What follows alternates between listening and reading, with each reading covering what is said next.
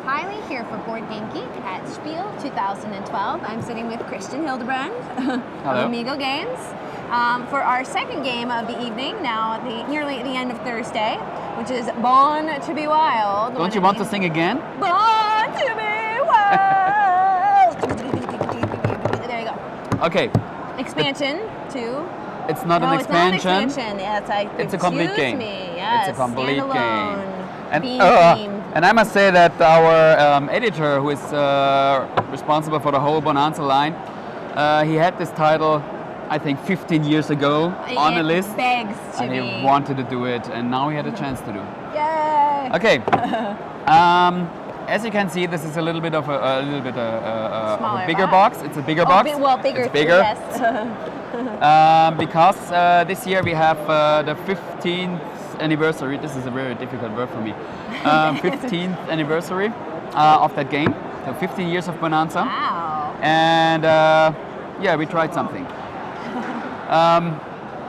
Normally in the game there are 110 or 120 cards. Mm-hmm. Here we have 160 cards.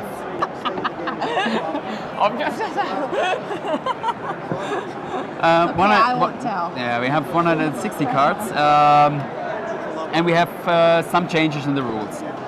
So imagine all the people watching this blog know Bonanza. So I only tell you the changes of the game. Right. Yeah. What's different? Good. Differences. There are some smaller changes in the rules from the original game. One is, I just tell you the two most important, because I think that they really improve the game. One is, in the market phase, normally you flip 2 cards. Right. In the new version, you flip 3 cards, and you are allowed to put one of the cards on the discard pile. Okay, so a little bit more control. It makes it much easier to change cards with other people. So if you, for example, just want to give me one card for a real good card in the middle, just that I do not have to put them in my own fields, I can say no, one card is not enough for me. So give me 2, or I put it on the discard pile. So this gives new possibilities. A little bit new flavor to negotiations as well. Exactly. This is a great thing. The second is, and this is a psychological effect you have in the game, normally you get, at the end of your turn, new cards.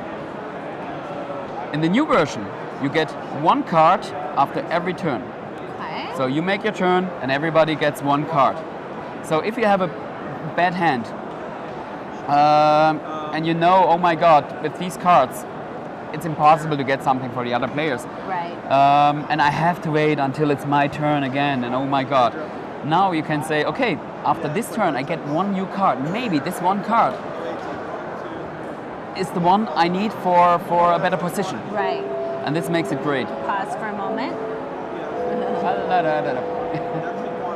How often are they? Okay. Well, we gotta wait, they'll do their shit. Yes. The person owning the white Volvo, please move it. Yes. I'm guessing that's the hall will close in 30 minutes. Can you understand? No. Of course I can understand it. No, it's only they were searching for someone. Oh, all right. Okay. So the 2 changes in the market phase and when drawing new cards are 2 things. To be honest, we play it in the original game in the meantime too, because they are very, very good. They are real good improvements. Yeah, tweak the game. But of course, this is not everything we did for this game. No. One thing is what you can see here on the table. We have new beans. So Björn Pertoft, the illustrator, the graphic designer of graphic artist. That's the correct word. The graphic artist of the Bonanza games. He designed 11 completely new beans. Which are fantastic. And it's incredible, but I can tell you they have still so many beans left in their collection. Really? Yeah? Not published until now. They are all real, so they are all really existing. Okay, 11 new beans. And maybe you can see it, I'm not sure how good you can see that. On some of the beans are little symbols. Yeah. There are two different kinds of symbols. There are symbols on the top of the card, and there are symbols on the right side.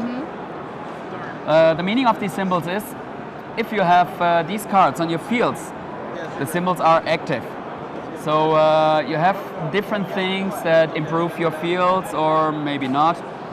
Things that give you an advantage when you have these beans on your fields. So for example, if you have a sign on the top where two beans are shown, then you are allowed to put not only the one bean on that field, but only the second one. So in this case, it's this one. So you can mix it. You can mix it, and very important, only the last card you put on that field shows the, is there an English name for that? Bonometer in Germany? I don't know what it is. Value or? Only this one is important if you want to harvest it. So it gives you a dumping ground. It makes a difference in what order you plant them. Yeah, absolutely. So this is one thing, and they are always visible. So it makes no difference how many. Even if I build more, even if I plant more beans on that field, this is all the time visible. So it's all the time active. Right. A little bit different is what I have here on the right side. This on the right side is only visible as long as this is the last card I planted on that field. So if I put it up, of course I'm not allowed to put this here, but just to show it. Then this is no longer visible, so it's no longer an advantage for you.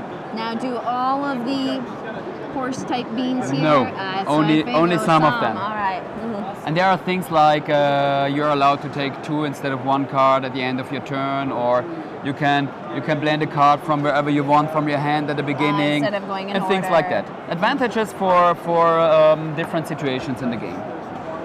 And in the first game, it's a little bit difficult to have the overview over all the actions, but if you know them and if you know how to handle them or combine them, it's a very interesting thing to use them for your personal game.